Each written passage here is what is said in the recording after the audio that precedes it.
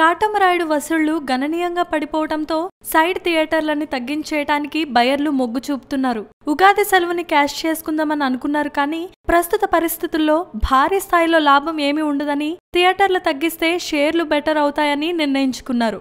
అందుకే చాలా సెంటర్లలో సోమవారం తర్వాత కాటమరాయుడు సైడ్ థియేటర్లని తగ్గించేసి చిరంజీవి ఖైదీ నెంబర్ 150ని రిలీజ్ చేశారు. కొన్ని చోట్ల నేను లోకల్, శతమానం భవతి చిత్రాలని తిరిగి విడుదల చేశారు. కనీసం 2 వారాల పాటైనా పవన్ కళ్యాణ్ పరంపర కొనసాగుతుందని ఆశించిన బయర్లకి కాటమరాయుడుతో చేదు అనుభవమే ఎదురైంది.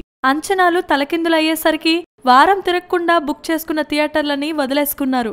ఉగాది రోజున కనీసం 5-6 కోట్ల షేరు తెలుగు రాష్ట్రాల నుంచి వస్తుందని బయర్లు ఆశిస్తున్నారు. కానీ ఇప్పుడున్న ట్రెండ్ను బట్టి అది జరిగితే అద్భుతమే అని అంటున్నారు. గురు, రోగ్ చిత్రాలు రిలీజ్ అయితే వచ్చే వారం అంతా కూడా అంతగా అనుకూలించకపోవచ్చునని కూడా భయపడుతున్నారు. ఇంకా రికవర్ కావాల్సిన డబ్బు చాలానే ఉండటంతో ప్రస్తుతం పెట్టుబడిదారులకి స్లీప్లెస్ నైట్స్ ఇస్తున్నాడు Katamarayudu. Please subscribe. Hi, it's me Purna. Please subscribe.